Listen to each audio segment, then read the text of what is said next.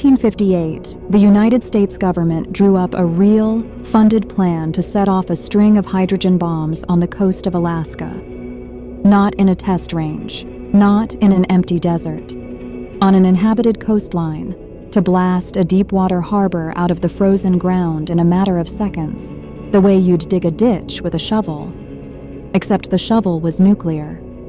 The plan had a name: Project Chariot. And on paper, it was simple.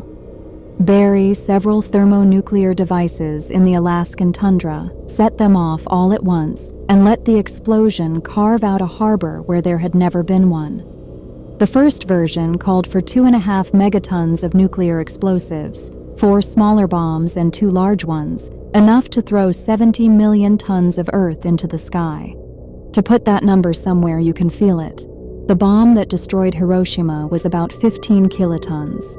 Project Chariot, as first drawn up, was roughly 160 times that, going off in a single coordinated blast.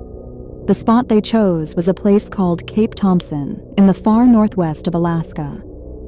About 30 miles down the coast sat a village called Point Hope, one of the oldest continuously lived-in settlements anywhere in North America. People had hunted and fished and raised children on that coast for some 2,000 years. They were almost the last to find out what was being planned in their backyard. And here's the part that turns this from a strange Cold War footnote into something worse. The plan was eventually stopped. But the government didn't simply walk away from Cape Thompson and leave it the way they found it. Before they left, they buried something there and kept it secret for the next 30 years. To understand how any of this was allowed to get as far as it did, you have to meet the men who were selling it. In 1957, the Atomic Energy Commission launched a program with a gentle, almost hopeful name, Project Plowshare. The idea came straight out of the Bible, beating swords into plowshares. And the pitch was that the same bombs built to end cities could be turned into tools.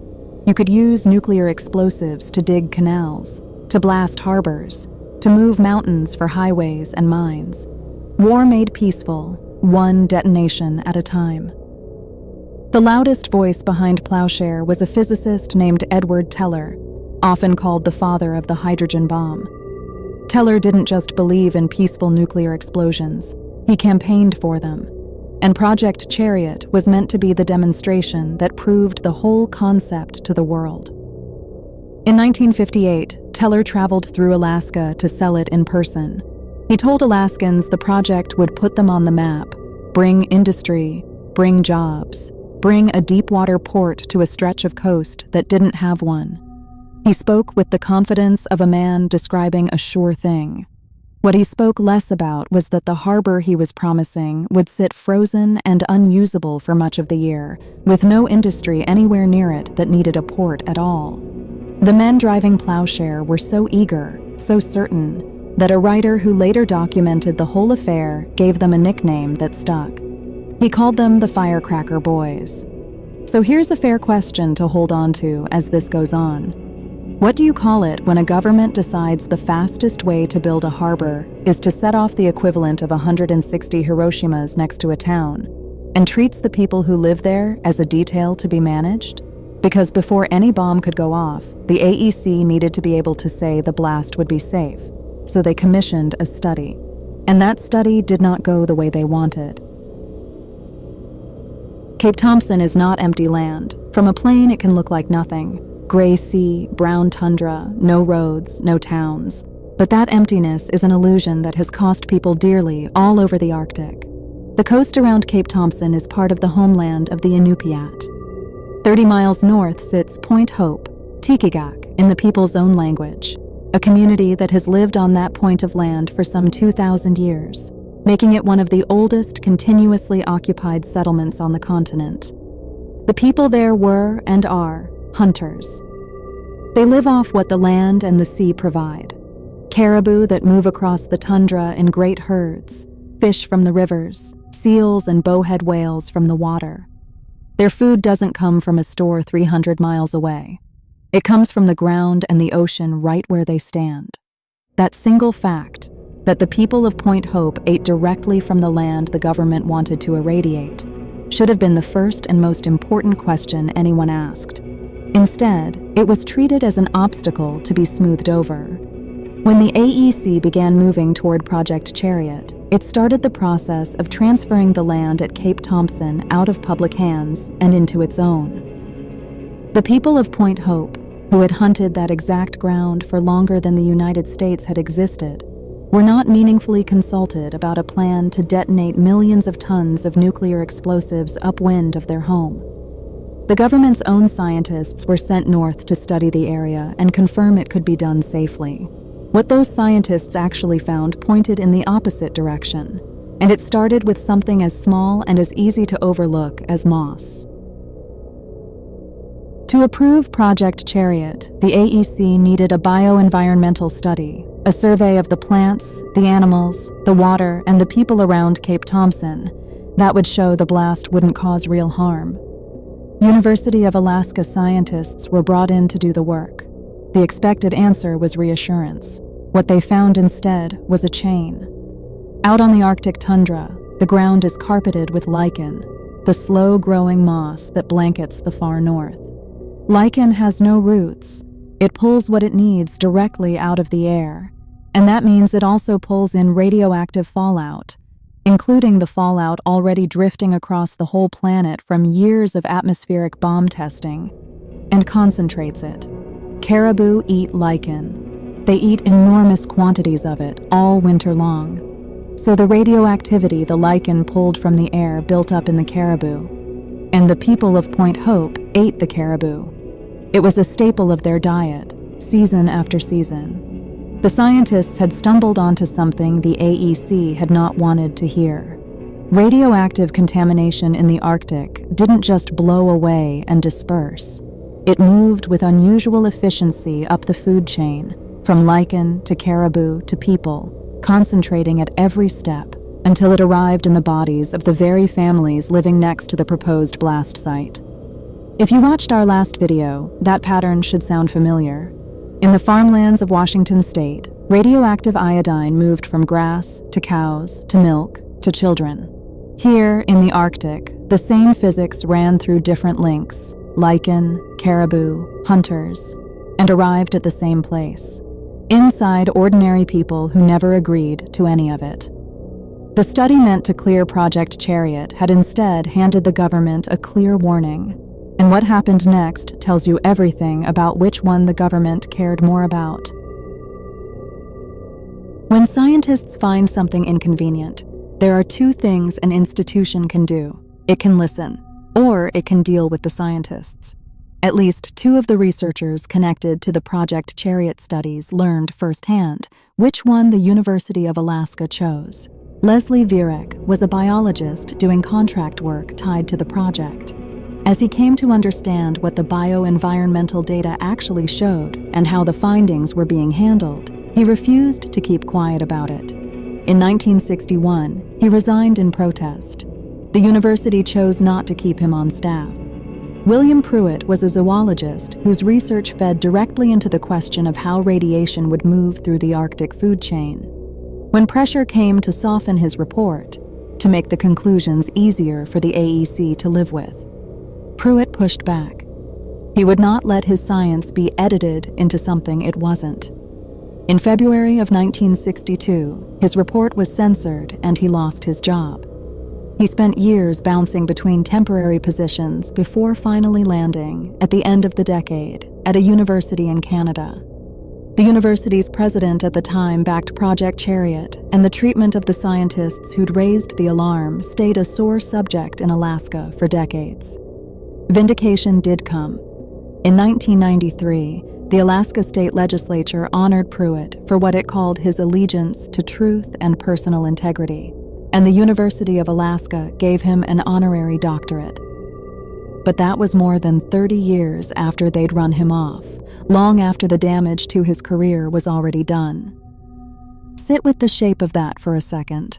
The government commissioned a study to prove its plan was safe. The study found the plan was dangerous, and the people punished for it were not the ones who wanted to detonate bombs next to a village. They were the ones who said it might hurt somebody. But there was one group the AEC could not fire, and they were about to make themselves impossible to ignore. The people of Point Hope had been treated, from the beginning, as a problem to be handled. They decided to become one. In 1959, the Village Council of Point Hope voted unanimously against Project Chariot and said so directly to the Atomic Energy Commission. They didn't stop there. They wrote letters, including, 2 years later, a strongly worded one carried all the way to President Kennedy. They spoke to reporters. They made it unmistakably clear that they understood exactly what was being proposed 30 miles from their homes, and that the answer was no. They didn't stay alone for long. The findings about the Arctic food chain reached scientists and conservationists outside Alaska. National groups, the Wilderness Society, the Sierra Club, and a circle of scientists around the biologist Barry Commoner, who had been warning the public about fallout, took up the fight. For one of the first times in American history, a coalition of Native people, independent scientists, and conservationists stood together against a federal nuclear project, and they were winning the argument.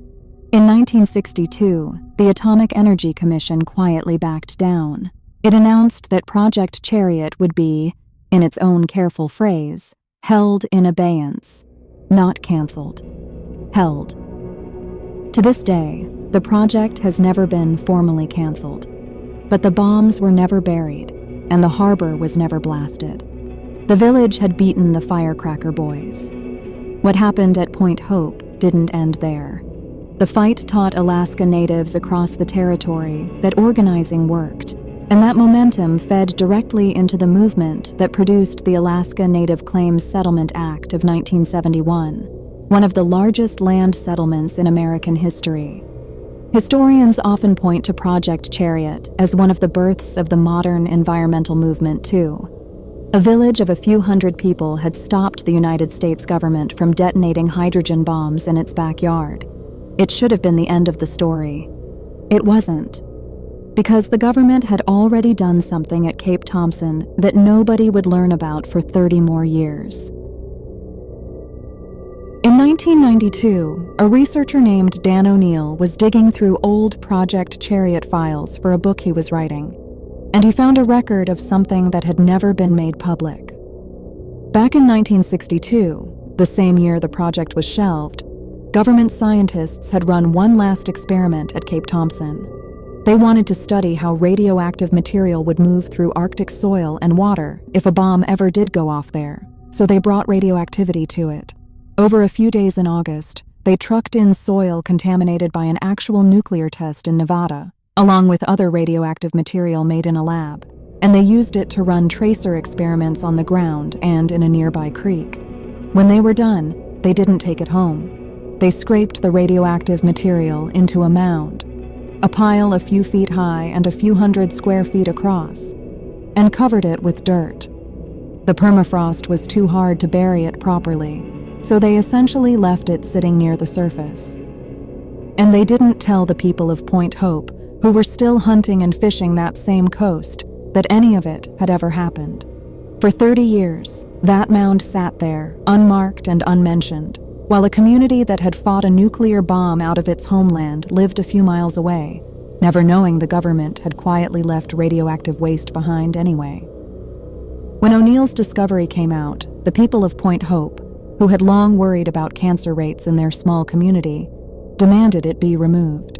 State officials went to the site and confirmed radioactivity in the mound. In 1993, the Department of Energy finally cleaned it up. It's worth being careful here. No one has proven that this particular mound made anyone in Point Hope sick. The amount was relatively small, and it came late. The cancers the community grieves can't be pinned, on the evidence we have, to that pile of dirt. But that was never really the wound. The wound was the secrecy. A government had planned to nuke a village's homeland, been told by its own scientists it could poison the food chain, punished the scientists for saying so, lost the public fight, and then, on the way out, buried radioactive material on that coast and said nothing for 3 decades. The people of Point Hope are still there. They still hunt the caribou, They still take what they need from a land their families have lived on for 2,000 years. And they live with the knowledge that for 30 of those years, they were walking past a secret the government had decided they didn't need to know. This is Buried Records, where the stories history forgot finally get told. If this one was worth uncovering, there's another one buried right behind it. Subscribe and be here when we dig it up.